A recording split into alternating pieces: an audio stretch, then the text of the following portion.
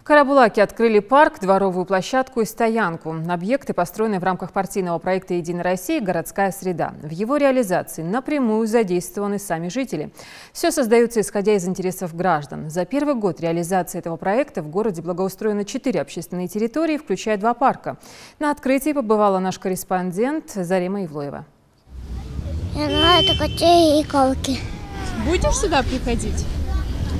Год подходит к концу. Пора подводить итоги и пожинать плоды от проделанной работы. Партия «Единая Россия» в 2017-м запустила проект «Городская среда». Детские площадки, новые аллеи, скверы и стадионы радуют жителей региона. Сегодня на очереди город Карабулак, где открывают дворовую площадку, небольшой парк и место для парковки рядом с местным ФОКом. Депутат Народного собрания Зелимхан Аздоев отметил, что проект будет работать еще 4 года и попросил жителей быть активнее, ведь площадки для обустройства убирают исключительно по ходатайству населения.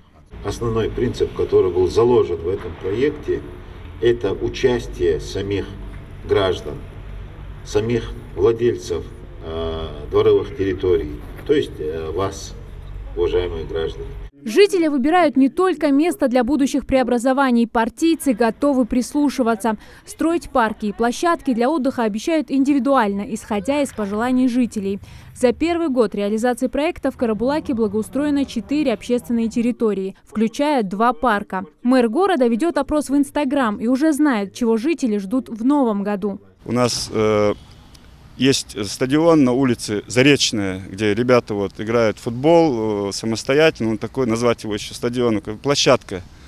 Мы хотим обустроить эту площадку. В первом микрорайоне у нас есть тоже небольшая территория под спортивную площадку. Охватим все дворовые территории, плюс эти 2 зоны. И если у нас получится в рамках реализации этой программы, хотим благоустроить дороги в новых наших микрорайонах. Единороссы заверяют, планы вполне реализуемые. Заместитель секретаря регионального отделения партии Батыр Хамхоев рассказал, что в 2018 году Ингушетии по проекту «Городская среда» из федерального бюджета выделят около 100 миллионов рублей. Про реализацию данного проекта на территории Республики Ингушетия принимает 3 района и 5 городов Республики Ингушетия.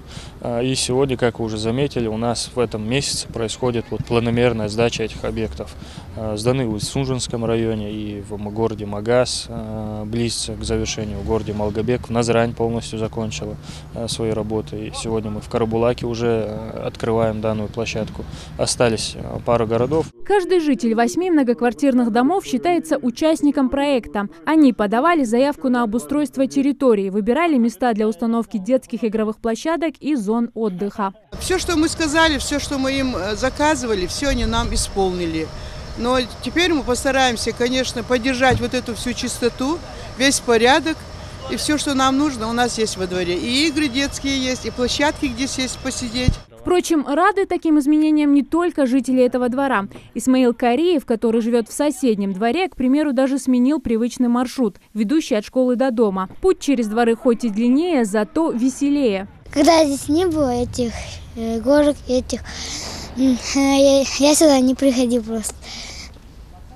Но когда здесь появились эти горки, машинки и качели, я всегда здесь прохожу. Еще одно открытие состоялось во дворе 2-й Карабулакской школы. Здесь, благодаря проекту, разбили парк имени первого героя России Суламбека Асканова. Особенно весной и летом наши ребятишки, младшие классы, выходят и могут поиграть в парке. И на той стороне мы видим детскую площадку, где они могут попрыгать, поиграть. А старшие классы, среднее звено могут после урока выйти, посидеть на лавочке, отдохнуть. Это мой 10-й класс, мы тоже выходим и сидим, отдыхаем здесь. Проект «Городская среда» охватил всю Россию. Сроки его реализации 2017-2022. За 5 лет единороссы планируют разбить сотни аллей и скверов и благоустроить тысячи дворов многоквартирных домов. Зарема Ивлоева, Рахман Цуров, Новости 24.